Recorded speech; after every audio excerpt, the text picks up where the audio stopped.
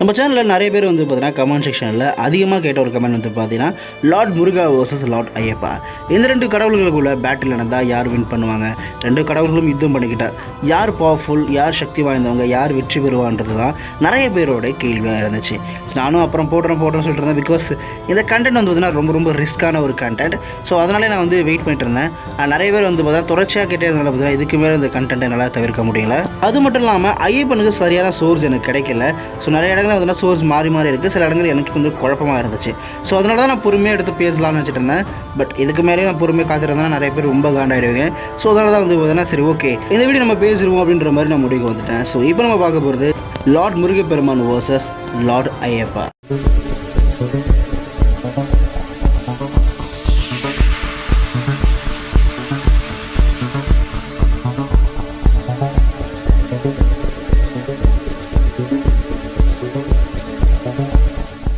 Lord Ayyappa வந்து பார்த்தீங்கன்னா actually சாஸ்தாவுடைய வடிவம் அப்படின்னு சொல்லப்படுது. ஐயப்பனை வந்து தர்ம சாஸ்தா அப்படின்னு சொல்கிறாங்க.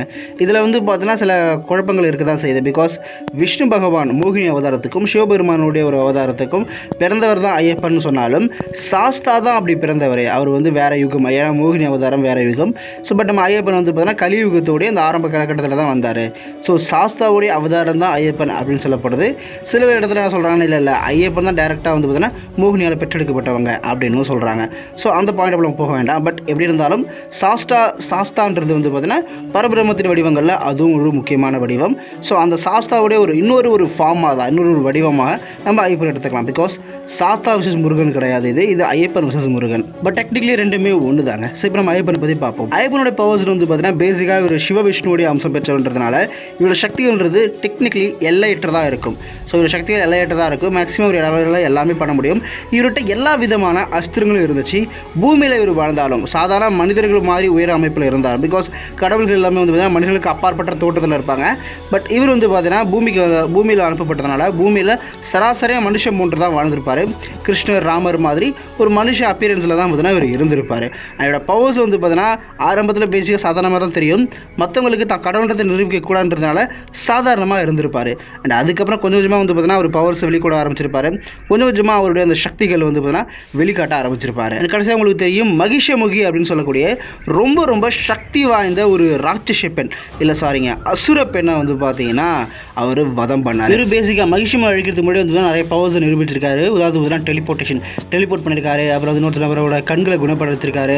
நிறைய சக்திகளை வந்து பார்த்தீங்கன்னா அவர் பயன்படுத்தியிருக்காரு. அண்ட் கடைசியாக மகிஷமுகி கூட யுத்தம் பண்ணியிருப்பாரு. இந்த மகிஷமுகின்ற வந்து பார்த்தீங்கன்னா பயங்கர ரொம்ப சக்தி வாய்ந்த ஒரு அசுர பெண், மகிஷாசுரனுடைய சகோதரி. இவங்களோட சக்தின்றது ரொம்ப அதிகமாக இருக்கும்.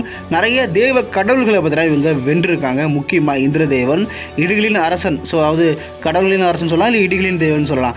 ஸோ அவரை வந்து பார்த்தீங்கன்னா இவங்க வென்றிருக்காங்க. இவங்க அவ்வளோ பவர்ஃபுல். அண்ட் இவங்க ஸ்ட்ரென்த்துமே பார்த்தீங்கன்னா இமேஜரபுளாக இருக்கும். கிட்டத்தட்ட பார்த்தீங்கன்னா ஒரு பிளானட்டரி லெவலாக இருக்கும்னு சொல்லலாம். ஏன்னா இந்திரனை வென்றிருக்காங்க. அந்தளவுக்கு ஸ்ட்ரென்த் இருக்கும். அண்ட் அஸ்திரங்கள் தெரியும், நிறைய மாய சக்திகள் கொண்டாங்க. ஸோ ஒரு கிட்டத்தட்ட ஒரு நியர்லி ஆம்னி போர்ட்டல் லெவலில் இருப்பாங்க நம்ம மகிஷமுகி. அந்த அளவுக்கு சுப்பீரியரான ஒரு பவர்ஃபுல் கேரக்டராக இருப்பாங்க. ஸோ அவங்கள வந்து பார்த்தீங்கன்னா நம்ம ஐயப்பன் ரொம்ப ஈஸியாகவே வென்றிருப்பார். அவங்கள தேவலோகத்தில் அடித்து அவங்க பூலோகத்தில் வந்து விழுந்தாங்க அப்படின்னு சொல்லியிருப்பாங்க. அந்தளவுக்கு வந்து பார்த்தீங்கன்னா அவங்கள அடி பொழந்திருப்பார். ஸோ அவங்களே பார்த்தீங்கன்னா மிரண்டு போயிருப்பாங்க. அதுக்கப்புறம் அவங்ககிட்ட நிறைய அஸ்திரங்கள் இருக்கும்.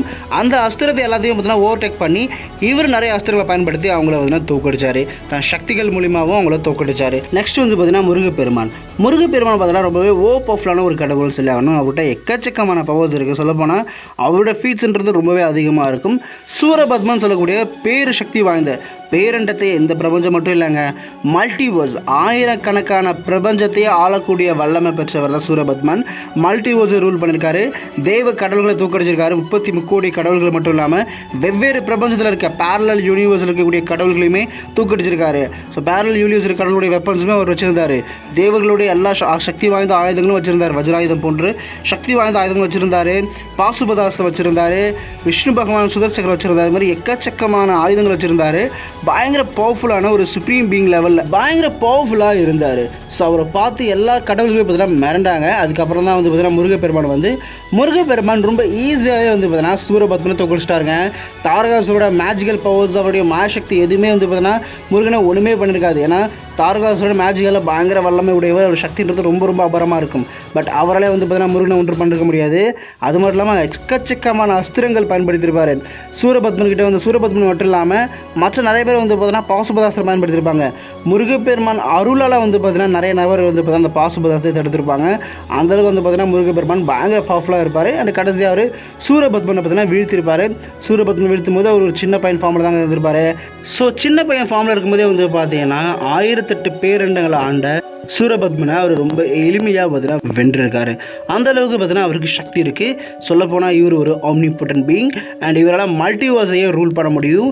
இன்னும் சொல்லப்போனால் அவருடைய அந்த அவருடைய அந்த ஆறுமுக வடிவம் இருக்கு இல்லையா, அந்த வடிவத்தில் அவருடைய சக்தின்றது இன்னுமே அதிகரிக்கும், பல மடங்கு அதிகரிக்கும்.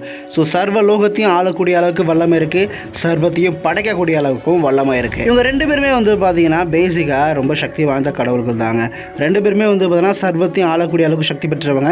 முருகப்பெருமான் சிவசக்தியின் வடிவம்னா நம்ம ஐயப்பன் வந்து பார்த்தீங்கன்னா விஷ்ணு அண்ட் சிவருடைய அம்சம். இவங்க ரெண்டு பேருமே வந்து பார்த்தீங்கன்னா சர்வ வல்லமை பெற்றவங்க தாங்க. ஸோ ஆம்னிபொட்டன்ட் பீயிங்காக இருக்காங்க, எல்லா சக்திகளும் கொண்டவங்களாக இருக்காங்க அண்ட் எல்லாத்தையும் ஆளக்கூடியவங்களாகவும் இருக்காங்க. அந்த அளவுக்கு வல்லமை இவங்க ரெண்டு பேருமே கிட்டேயுமே இருக்குது. அண்ட் பேட்டிலுமே பார்த்தீங்கன்னா சொல்ல தேவையில்லை, பிகாஸ் இவங்க ரெண்டு பேருமே போர் கடவுள். முக்கியமாக முருகப்பெருமான் கம்ப்ளீட்டான ஒரு போர் கடவுள்.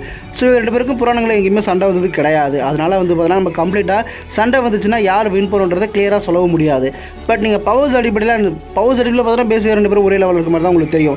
பிகாஸ் ரெண்டு பேருமே வந்து பார்த்தீங்கன்னா இவர் சிவசக்தியோட வடிவம், அவர் விஷ்ணுவோடைய வடிவம். ரெண்டு பேரும் ஆல்மோஸ்ட் சேம் லெவலில் தான் இருப்பாங்க. பட் என்ன இவர் வந்து பார்த்தீங்கன்னா டேரெக்டாக சிவன் விஷ்ணுகிட்ட வராமல் அவங்களுடைய அவதாரங்கள் மோகினி அவதாரம் மற்றும் சிவபெருமானுடைய ஒரு அவதாரத்தில் வந்திருப்பார். பட் இவர் வந்து முருகப்பெருமான் வந்து பார்த்தீங்கன்னா டேரெக்டாக சிவபெருமான் கிட்டேருந்தே வந்திருப்பார். சக்தி அடிப்படையில் வந்து பார்த்தீங்கன்னா இவங்க ரெண்டு பேருமே சமமான லெவலில் தான் இருக்காங்க. ஆனால் ஃபீட்ஸ் சாதனைகள் அடிப்படையிலும் வெப்பன்ஸ் அடிப்படையிலும் முருகப்பெருமான் கொஞ்சம் மேலவங்க இருக்காருன்னு சொல்லி ஆகணும். பிகாஸ் முருகப்பெருமானோட ஃபீட்ஸ் வந்து பார்த்தீங்கன்னா நம்ம ஐயப்பனை விட ரொம்ப ரொம்ப அதிகங்க. அது மட்டும் இல்லாமல் முருகனுடைய வேல் பவர் லெவல் வந்து ரொம்ப ரொம்ப அதிகம். அவருக்கு வேலுக்கு ஈக்குவலாக லெவலில் வந்து பார்த்தீங்கன்னா ஒரு வெப்பனை வந்து பார்த்தீங்கன்னா நம்ம ஐயப்பன்ட்ட கிடையாது. அதுக்காக வேலை பயன்படுத்தி ஐயப்பனை தூக்கடிக்க முடியும்னு கேட்டிங்கன்னா அதுக்கு வாய்ப்பு கம்மி தான். இவங்க ரெண்டு பேரும் நேரில் யுத்தம் பண்ணது கிடையாது. அதனால் வந்து பார்த்தீங்கன்னா இந்த யுத்தம் எப்படி இருக்குன்றது நம்ம யாராலும் கணிக்கவே முடியாது. ஆனால் ரெண்டு பேருமே சேம் லெவலில் தான்.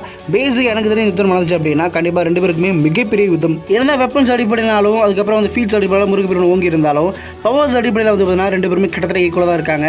பிகாஸ் ஐயப்பன் வந்து பார்த்தீங்கன்னா சாஸ்தா வடிவம் எடுத்தார் அப்படின்னா கண்டிப்பாக அவராலுமே வந்து பார்த்தீங்கன்னா முருகப்பெருமான் இருந்த இடத்துல சூரபத்மனை ஒட்டுமொத்த எல்லா படைகளையுமே அழிக்க முடியும். ஈவன் சூரபத்மனை வெல்லக்கூடிய அளவுக்கு கூட வந்து பார்த்தீங்கன்னா ஐயப்பனால் போக முடியும். சூரபத்மனை வெல்லக்கூடிய அளவுக்கு சக்தி ஐயப்பன் கிட்ட இருக்குது. ஸோ கண்டிப்பாக வந்து பார்த்தீங்கன்னா முருகப்பெருமாள் முடியுன்ற பட்சத்தில் ஐயப்பனாலையும் கண்டிப்பாக முடியும். ஸோ இவங்க ரெண்டு பேருக்கும் பேட்டில் நடக்குதுன்ற பட்சத்தில் இந்த பேட்டில் வந்து பார்த்தீங்கன்னா ஒரு அன்பிரிடிக்டபிள் தாங்க இருக்கும். யார் வின் பண்ணுவாங்கன்னு சொல்ல முடியாது. ஆனால் முருகப்பெருமானுடைய அந்த வேலை பயன்படுத்தி கண்டிப்பாக ஐயப்பனை தூக்கடிக்க வாய்ப்பு ரொம்ப ரொம்ப கம்மி தான்.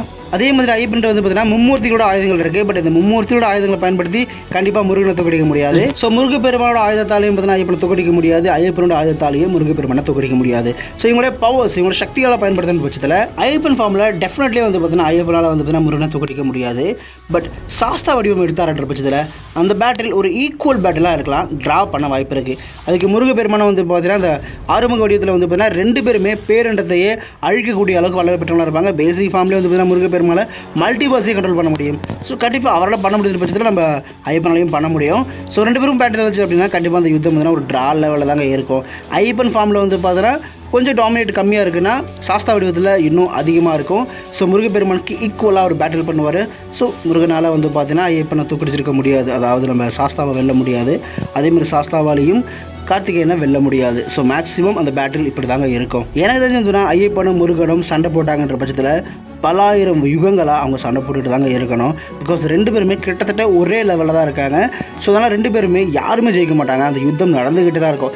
ரெண்டு பேருக்குமே சோர்வே கிடையாது. ஏன்னா ரெண்டு பேருமே வந்து இன்ஃபினிட்டி சண்டை போட்டு இருப்பாங்க. பட் முருகப்பெருமான் டேரக்ட் காட் ஃபார்மில் இருக்கார், ஐயப்பனும் டேரக்ட் காட் ஃபார்ம் தான்.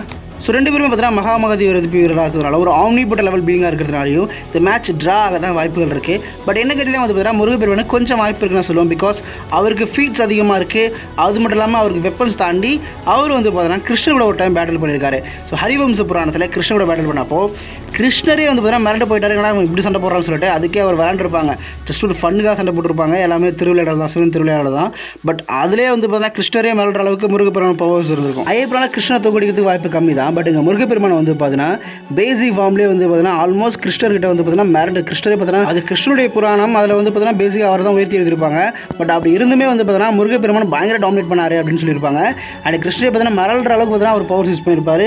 பட் அது ஜஸ்ட் ஒரு ஃபன்னு தான், ஆக்சுவலி திருவிளையாடல் தான், ஈஸ்வரின் திருவிளையாடல் தான் அது. பட் அதிலே வந்து பார்த்தீங்கன்னா அந்த பேட்டில் அப்படி இருக்கும். முருகப்பெருமான் தன் பவர்ஸில் கொஞ்சம் கூட யூஸ் பண்ணிருக்க மாட்டார், கிருஷ்ணன் அப்படி தான். பட் இருந்தாலும் கிருஷ்ணரே மிரள்ற அளவுக்கு பார்த்தீங்கன்னா அந்த பவர்ஸ் இருக்கும், அந்த பேட்டில் இருக்கும். ஸோ அப்படி இருக்க பட்சத்தில் வந்து பார்த்தீங்கன்னா ஐயப்பருக்கும் கிட்டத்தட்ட அதே மாதிரி தான் இருக்கும். ஸோ ஐயப்பர் பார்த்தீங்கன்னா ஐயப்பரோட பேட்டில் பண்ணுற பட்சத்தில் கொஞ்சம் டாமினேட் முருகப்பெருமான் இருக்கும். மற்றபடி வந்து பார்த்தீங்கன்னா அந்த மேட்ச் ட்ரா தாங்க இருக்கும். அதாவது சண்டை போட்டு தான் இருப்பாங்க. பட் கொஞ்சமாக வந்து முருகப்பெருமான் டாமினேட் பண்ண சான்சஸ் இருக்குது. பட் ஒரு சாஸ்தான்ற ஃபார்ம் எடுக்கும்போது அதுவுமே இல்லாமல் ஈக்குவலாக தான் பேட்டில் பண்ண சான்சஸ் இருக்குது. அதாவது ஈக்குவலாக தான் சண்டை போட்டுருப்பாங்க. சாஸ்தா வடிவத்தில் 2 பேருமே வெற்றி பெற மாட்டாங்க. யுத்தம் நடந்துக்கிட்டே தான் இருக்கும். இது என்னோட ஒப்பீனியனுங்க. ஸோ நான் முருகப்பெருமானை பற்றி தெரிஞ்சுக்கிட்ட விஷயங்களை வச்சியும் நான் ஐயப்பனை பற்றி தெரிஞ்சுக்கிட்ட விஷயங்கள் வச்சு தான் இந்த வீடியோ மேக் பண்ணியிருக்கேன். ஸோ நீங்கள் என்ன காசு நினைக்கிறீங்க? நீங்கள் இதில் யார் வெற்றி பெறுவார்னு நினைக்கிறீங்க? முருகப்பெருமானா ஐயப்பனா? கமெண்ட் செக்ஷன்லாம் சொல்லுங்கள். அண்ட் இந்த வீடியோடைய வாய்ஸ் குவாலிட்டி பார்த்தீங்கன்னா பயங்கர முக்கியமாக இருக்கும். பிகாஸ் எனக்கு மைக் வந்து பார்த்தீங்கன்னா கரெக்டாக இந்த நேரத்தில் பார்த்தீங்கன்னா சொதப்பிடுது. வாய்ஸ் குவாலிட்டி நல்லா இல்லைனா தயவுசெய்து மன்னிச்சிருங்க. அடுத்த தடவை கண்டிப்பாக நான் சரி பண்ணுறேன். நாய்ஸ் இருந்தாலும் தயவுசெய்து மன்னிச்சிருங்க. அடுத்த தடவை கண்டிப்பாக சரி பண்ணிக்கிறேன். அண்ட் இவ்வளோ வீடியோ பார்த்து நமக்கு ரொம்ப நன்றி காய்ஸ். இதே மாதிரி நல்ல வீடியோவில் மட்டும் சந்திக்கிறேன். Thank you so much.